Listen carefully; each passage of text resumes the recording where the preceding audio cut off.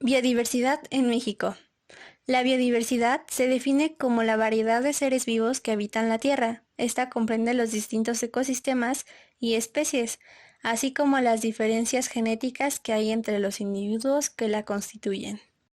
Dentro de la biodiversidad existe una clasificación, la diversidad alfa, que es el número de especies en un área pequeña, siendo esta área uniforme. El índice de Shannon mide este tipo de biodiversidad. Después tenemos la diversidad beta. Es la diversidad que hay entre hábitats dentro de un mismo ecosistema, es decir, la variación en el número de especies que se produce entre un hábitat y otro, o también definido como recambio de especies de un hábitat a otro. Para dividir este tipo de biodiversidad se utilizan índices de similitud y disimilitud entre muestras. Por último, tenemos la diversidad gamma. Es el número total de especies observadas en todos los hábitats de una determinada región que no presenta barreras para la dispersión de los organismos. De igual forma, existen los niveles de biodiversidad. El primer nivel es el genético, aquel donde se manifiesta la diversidad de genes contenidos en los organismos de una misma especie.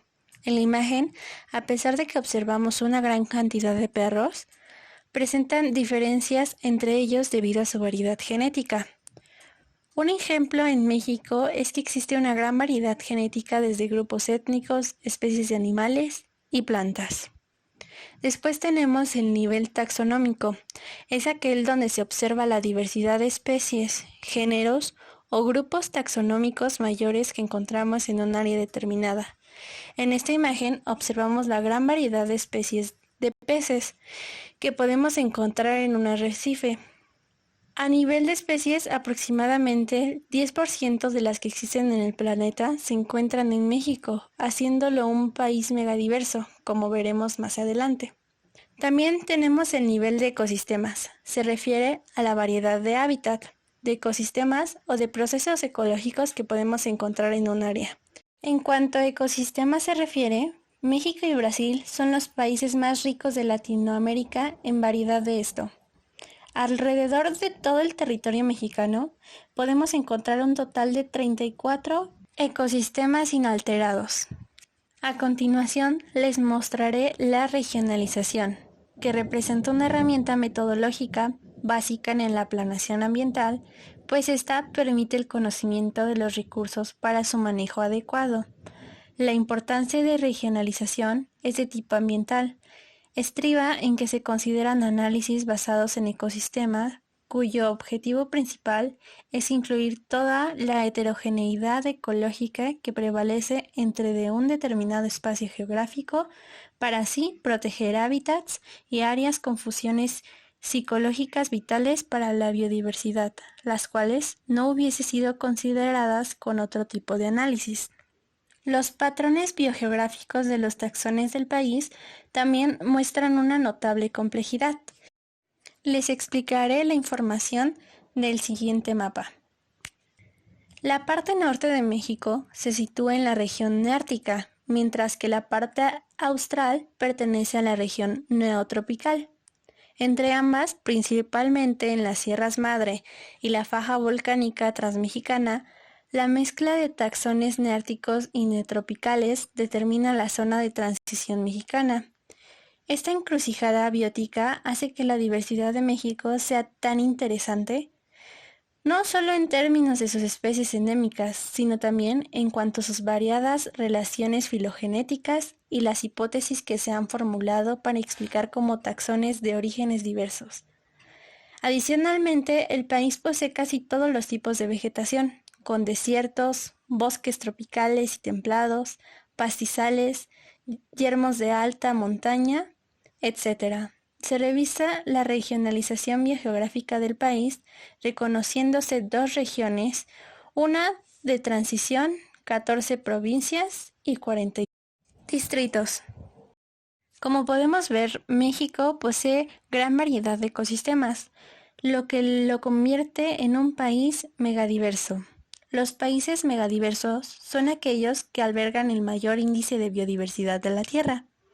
México es considerado un país megadiverso, ya que forma parte del selecto grupo de naciones poseedoras de la mayor cantidad y diversidad de animales y plantas, casi el 70% de la diversidad mundial de especies. Para algunos autores el grupo lo integran 12 países: México, Colombia, Ecuador, Perú, Brasil, Congo, Madagascar, China, India, Malasia, Indonesia y Australia. Otros suben la lista a más de 17, añadiendo a Papúa Nueva Guinea, Sudáfrica, Estados Unidos, Filipinas y Venezuela. México es uno de los 3 países megadiversos, junto con Estados Unidos y Colombia, con litorales tanto en el Atlántico como en el Pacífico. México es un país megadiverso, ya que se encuentra en el 5º lugar de plantas vasculares, con entre 21.989 y 23.424 especies. En el 3er lugar en mamíferos, con 564 ejemplares. En el 11º lugar en aves, con entre 1.123 y 1.150 especies. En un segundo lugar de reptiles, con 864 distintos, y en el 5º lugar en anfibios, con 376 especies.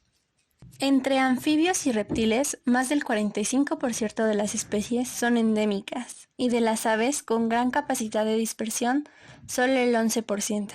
Algunos ejemplos de especies endémicas en México son el ajolote mexicano, la vaquita marina, el pino de Jalisco o el maíz perenne.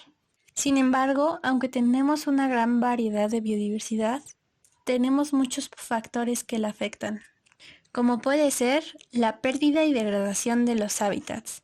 Las actividades de interés humano hace peligrar los hábitats existentes con acciones como la construcción de infraestructuras con intereses materiales. Los cambios en el uso del suelo, la expansión de las actividades agrícolas para la explotación de los recursos naturales o el crecimiento de los asentamientos humanos. Todo esto conlleva una degradación y pérdida de los hábitats, conlleva una disminución de biodiversidad. También existen acciones que desestabilizan los ecosistemas, como son la introducción de especies exóticas invasoras, las cuales, al contraste en un medio apto para su desarrollo y sin depredadores naturales, se expanden con rapidez y cambian las condiciones del medio y el equilibrio del bioma. Otro punto es la sobreexplotación de los recursos naturales. La deforestación provoca desertización de los hábitats y pérdida de biodiversidad, mientras que actividades como la sobrepesca disminuyen las poblaciones naturales de las especies de un ecosistema, pues la tasa de extracción de los recursos es superior a la de restauración de los mismos. Después tenemos la contaminación. Los seres humanos producimos una gran cantidad de desechos que, de no ser dispuestos y gestionados de la manera adecuada, terminan en el medio, contaminándolo y destruyendo sus características originales. Acciones como el empleo desmesurado de sustancias químicas como insecticidas y fertilizantes, la generación y uso sin medida de plásticos de un solo uso, la producción industrial asociada a la emisión de gases de efecto invernadero y las prácticas intensivas agrícolas que contaminan suelos y acuíferos, provocan un impacto negativo sobre los ecosistemas y llevan a la pérdida de biodiversidad en México. El negocio de la caza furtiva. Hay muchas causas para la extinción de las especies. La principal es la destrucción de su hábitat, deforestación masiva de bosques, construcción, etc., lo que obliga a las poblaciones animales a migrar cada vez a zonas más reducidas, perdiendo contactos con otros animales de su especie y por tanto limitando su variabilidad genética. Este hecho, unido a la caza de animales, tanto legal como furtiva, lleva a las especies al borde de la extinción. Otro punto muy importante es el cambio climático. El calentamiento global, como consecuencia de la actividad, desemboca en un cambio climático que afecta a todas las especies existentes, pues cambia las condiciones ambientales a las que están adaptados. Esto puede derivar en una pérdida de adaptabilidad y, por tanto, una disminución en la capacidad de supervivencia de determinados organismos. Como resultado de estas y otras presiones, La Semarnat reconoce actualmente 2.583 especies mexicanas en alguna condición de riesgo, siendo las plantas el grupo más afectadas, 939 especies, seguido por los mamíferos, 126 especies, y las aves, 108 especies. En el siguiente mapa podemos ver la biodiversidad mexicana en riesgo, desde hongos, algas, invertebrados, vertebrados y plantas vasculares. Entre 1993 y 2002, México perdió cerca de 2.5 millones de hectáreas de bosque, 837.000 de matorrales, 836.000 de selvas y 95.000 hectáreas de humedales. El país conserva sin perturbación menos del 20% de sus selvas, el 47% de sus bosques, el 70% de sus matorrales y el 34% de pastizales. Cuando la red carretera mexicana se amplió, contribuyó a la pérdida y deterioro de los ecosistemas terrestres del país. Para 2005 se reconocían 780 especies invasoras, 647 plantas, 75 peces, 2 anfibios, 8 reptiles, 30 aves y 2 invertebrados. Uso y conservación de la biodiversidad. Una de las respuestas a la desaparición y deterioro de los ecosistemas ha sido la creación de áreas naturales protegidas, que son porciones terrestres o acuáticas que tienen como función la protección de la flora y fauna, de los recursos naturales de importancia especial y de los ecosistemas representativos. En México se contaban con 154 áreas naturales protegidas. Las categorías en las que se divide son santuarios, parques nacionales, monumentos naturales, reserva de la biosfera, área de protección de flora y fauna, área de protección de los recursos naturales y otras categorías. Otra estrategia son programas de recuperación de la biodiversidad.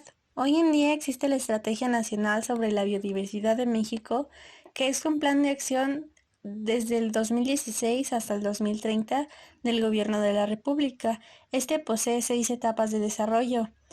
La primera etapa es de conocimiento, en donde se desarrolla la generación, documentación, sistematización del conocimiento, donde el punto es dar un conocimiento tradicional.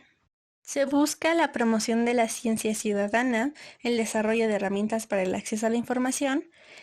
También se busca realizar estudios para el uso y manejo sustentable de la biodiversidad, realizar estudios de diversidad genética para especies de interés. Después, la segunda etapa es la conservación y restauración, donde se desarrolla la fortaleza y la consolidación de las áreas protegidas, la conservación a desarrollar, la restauración de ecosistemas degradados, donde se piensa diseñar, desarrollar, implementar y consolidar una política nacional de restauración ambiental con un enfoque interdisciplinario integral. La tercera etapa, uso y manejo sustentable, que se enfoca en el aprovechamiento sustentable. Se busca la generación, fortalecimiento y diversificación de cadenas productivas, creación y fortalecimiento de instrumentos para un uso sustentable y reparto justo. La cuarta etapa, atención a los factores de presión. La prevención y reducción de la degradación y pérdida de los ecosistemas, prevención, regularización y control para evitar la sobreexplotación de especies. Prevención y control de posibles efectos adversos de organismos genéticamente modificados. Reducción de la vulnerabilidad de la biodiversidad ante el cambio climático. El quinto punto, que es educación, comunicación y cultura ambiental, es buscar una educación ambiental en el sistema educativo nacional para la sociedad y la comunicación y difusión ambiental. El sexto punto y último, que es la integración y gobernanza. Como primer punto tenemos armonización e integración del marco jurídico, consolidación del marco institucional y las políticas públicas para la integración y la transversalidad. Y como cierre de este programa es la participación social para la gobernanza de la biodiversidad y el fortalecimiento de la cooperación y el cumplimiento de los compromisos internacionales. Otro programa es el de Conservación de Especies en Riesgo, PROCER. Es una iniciativa del gobierno mexicano que nace en el 2002 con el fin de contribuir mediante acciones concretas a la conservación de las especies en riesgo. Su objetivo es impulsar y orientar un crecimiento verde incluyente y facilitador que preserve nuestro patrimonio natural, al mismo tiempo que genere riqueza, competitividad y empleo. Sus principales componentes son la conservación de especies en riesgo, la conservación de maíz criollo y la compensación social para contribuir a la conservación de la vaquita marina. Por último, tenemos el programa de restauración y compensación ambiental que tiene como objetivo principal llevar a cabo acciones tendientes a la restauración o recuperación de ecosistemas que por diversas causas fueron dañados, así como apoyar el desarrollo de actividades encaminadas a la conservación directa a través del manejo y protección de los ecosistemas y su biodiversidad, incluyendo su uso sostenible. Lo anterior se consigue a través del apoyo, proyectos o programas dirigidos a estos fines, de acuerdo con las líneas temáticas y prioridades generales establecidas para el programa. Otro punto de uso y conservación de la biodiversidad es la de los arrecifes de coral. En México existen arrecifes coralinos en algunas zonas de la costa del Pacífico, del Golfo de México y en la costa de la península de Yucatán. Las actividades humanas en la zona costera pueden tener fuertes impactos sobre estos ecosistemas. El cambio climático es un factor que produce el llamado blanqueamiento del coral, el cual, a pesar de que puede no ser letal para los corales, sí puede afectarlos severamente. Según un estudio, aproximadamente 39% de los arrecifes mexicanos se encontraban en alguna condición de riesgo. Los arrecifes se han protegido en otros mecanismos dentro de áreas naturales, así como por leyes y normas encaminadas directa o indirectamente a su protección o a la de sus especies. Los cetáceos mexicanos enfrentan múltiples amenazas en México y el mundo. De 37 especies que habitan o visitan las aguas nacionales, 2 de ellas están en peligro de extinción, la ballena franca y la vaquita marina. Y las 35 restantes se encuentran en una categoría de protección especial. La vaquita marina tan solo puede decirse que sus poblaciones probablemente no suman más de 1000 ejemplares. Para la conservación de este grupo de mamíferos, México declaró el mar territorial como área de refugio de ballenas. Ha desarrollado programas para reducir la mortalidad de delfines asociada a la pesca del atún y ha creado áreas naturales protegidas encaminadas a su protección. Otro punto son las tortugas marinas. La degradación de los hábitats de anidación y alimentación de las tortugas marinas, la pesca incidental, el saqueo ilegal de sus nidos y el sacrificio de las hembras anidadoras han puesto a distintas especies de tortugas marinas en riesgo de extinción. En México, la protección y conservación de las tortugas marinas se realiza principalmente en los campamentos tortugueros, en las que se recogen y siembran sus huevos y se liberan a las crías producidas. Actualmente existen 28 campamentos de esos. En el siguiente mapa veremos los campamentos tortugueros por especie. Tenemos las regiones prioritarias. La Comisión Nacional para el Conocimiento y Uso de la Biodiversidad llevó a cabo un programa para identificar y diagnosticar regiones prioritarias para la conservación con base en su alta diversidad e integridad ecológica. Como resultado, se identificaron 151 regiones prioritarias terrestres, 70 marinas y 110 en aguas continentales. En poco más del 60% de estas se ha podido identificar con claridad la existencia de amenazas sobre la biodiversidad. Su principal problemática es la sobreexplotación del agua, la desertificación, el deterioro de los sistemas acuáticos, su contaminación y la introducción de especies exóticas, por lo cual son regiones protegidas hoy en día. Además de la biodiversidad de flora y fauna, cabe destacar la importancia de la biodiversidad de grupos étnicos, culturales y de diferentes lenguas, que hasta nuestros días existe, pues de igual forma tienen un papel importante en nuestro país, como lo son las culturas otomís, mayas, huichol, náhuatl, zapotecas, mixtecos, totonacas, mazahuas, entre muchas otras. Concluiremos con la importancia de la biodiversidad. Como hemos visto a lo largo del video, hay muchos aspectos por los cuales la biodiversidad es de suma importancia. Como principal punto, tenemos que es garantía para el funcionamiento correcto del sistema que forman los seres vivos, junto con el medio en el que viven y al que contribuyen para su supervivencia. Esto significa que nosotros necesitamos de la biodiversidad para nuestro desarrollo e incluso nuestra existencia. Como segundo punto, tenemos que la biodiversidad de México es nuestro patrimonio, lo que somos y lo que nos representa en el mundo. Y por último, es que tenemos una responsabilidad como país megadiverso de conservar no solo lo que es nuestro, sino de todo el mundo.